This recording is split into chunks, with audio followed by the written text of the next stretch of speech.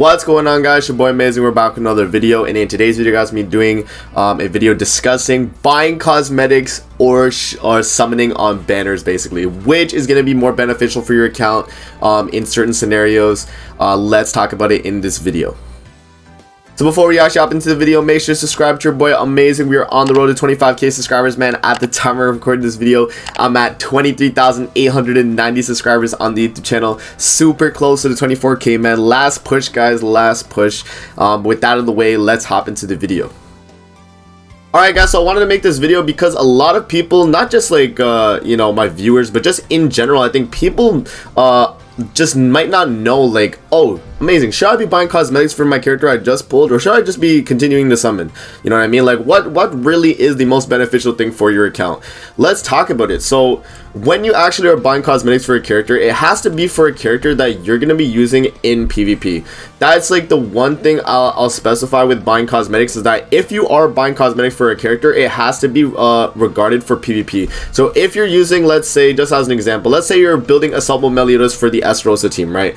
And you want to run him in PvP on that team, you're gonna want to buy his cosmetics. That's gonna be super important, because if you don't have his cosmetics compared to someone that does, their Assault Mode Meliodas is gonna be better than yours, right? It just makes sense. It's just you know, the way it goes in PvP.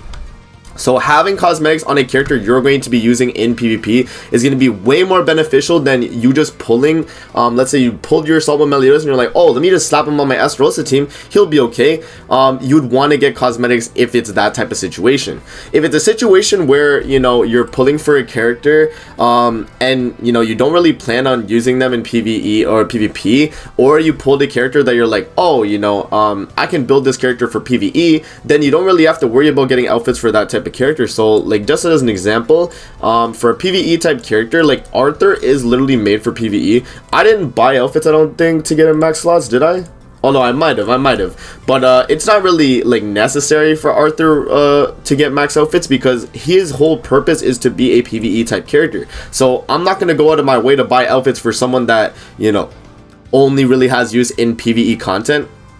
Obviously, you know, having more stats in PvE makes it better to clear in PvE, but PvP is more important in terms of having, you know, the min-max, you know, having all your stuff maxed out. That's going to be the most important thing when fighting in PvP, because if someone has a little bit better stuff than you and you're around the same power level and they beat you barely, bro, that is because you didn't invest enough in your cosmetics, right? That's just something to take into account. So what it comes down to is, if you're summoning on a character, remember that if you're going to be using them for PvP, you want to save some gems for actually using it on their cosmetics.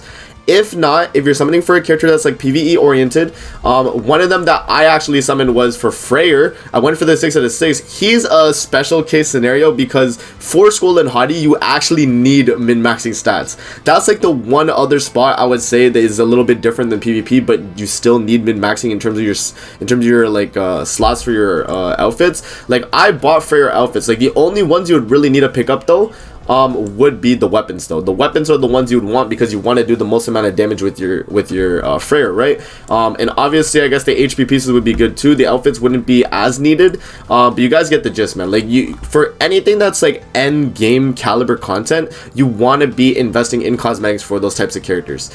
For someone like Megelda, you wouldn't really need outfits for her, because she's so strong in the bird that you really don't need it. I just bought outfits because I like Megelda as a character, so I actually did pick up some of her outfits. But you really don't need outfits for characters like Megelda and Jormungand. They're so strong in their types of content that they don't need to be worked on in terms of getting outfits for, unless you really like the character, right? I only bought outfits for Jormungand and Megelda because I really like them as characters. I don't really like them, or not that I don't really like them. It's like, you know, they didn't really need the outfits, basically. They could clear the content without the outfits, okay?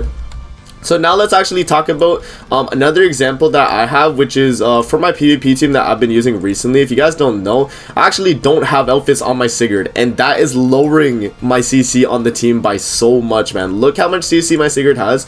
Level 100, max, you know, SA, 6 out of 6 with HP defense UR gear, but because he does not have outfits, he loses a lot of CC for the team, man. He's at 62,200. If we go to a character like my not even a Assault Mode Meliodas, if you go to my character like let's just see, like my Trader Meliodas, he is a character I built specifically for PvP, and I got him the 6 out of 6, and I made him HP defense UR gear as well, and he's able to hit up to 68,000 CC, man. So characters you definitely invest in, like, you know, that are PvP oriented, especially like the newer festival type characters, they're gonna be really worth buying cosmetics for. And you know, in terms of like would you be summoning for dupes or going for outfits, I think you know, if you get the one copy of Trader Meliodas, let's say on a banner that you were summoning, I would instantly buy his outfits. I think those outfits on a Trader Meliodas are super important. You can continue summoning.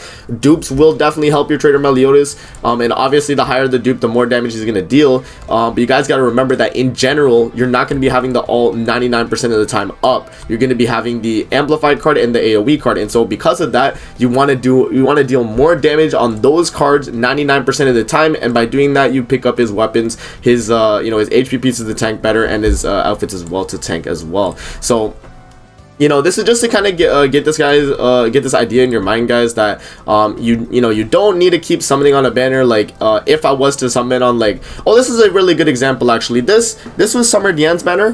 This just came off the top of my head. I was gonna talk about a different banner, but Summer Diane, I literally pulled for her, got her at the 600, and I didn't buy outfits for her.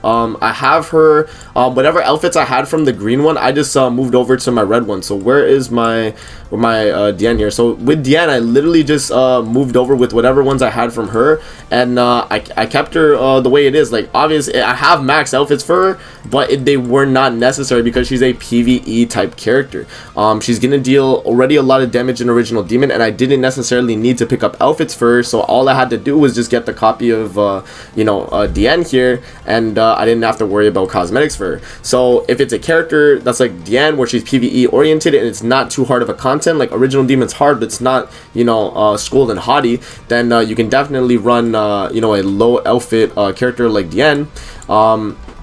But then we go to a character like, just another example, if I go to my Elizabeth is a character I highly invested in for PvP on the Goddess team, and so I had to get all of her outfits and maximum as you guys can see. So I definitely invested in these types of characters. So obviously it's going to be a lot harder for a free-to-play player to get all, you know, all these cosmetic materials and, you know, having the gems to summon on a banner or not. So, you know, what it comes down to is, if you guys summon mainly for PvE type units, you do not need to buy outfits at all. Basically, you could just keep summoning and you could just use your gems for summons.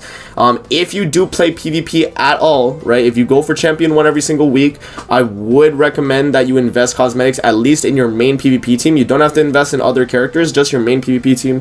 Focus on that, and then from there, man, you guys will be able to get a ton of wins, and then, you know, make sure you get your 60 gems a week type of thing. And then if you want to delve into gear PvP, that's when you want to, you know, build really strong gear. You want to build you want to max out all your cosmetics, all the stuff like that, man. And that's basically how I would go about it in terms of if you should be, you know, spending your gems on cosmetics or spending your gems on banners. So that's gonna be it for the video. I hope you guys enjoyed. Don't forget to like, comment, subscribe as always. If you guys want to see more videos like this, definitely let me know in the comment section below, and I'm gonna see you guys in the next video. Peace out and have a great rest of your day.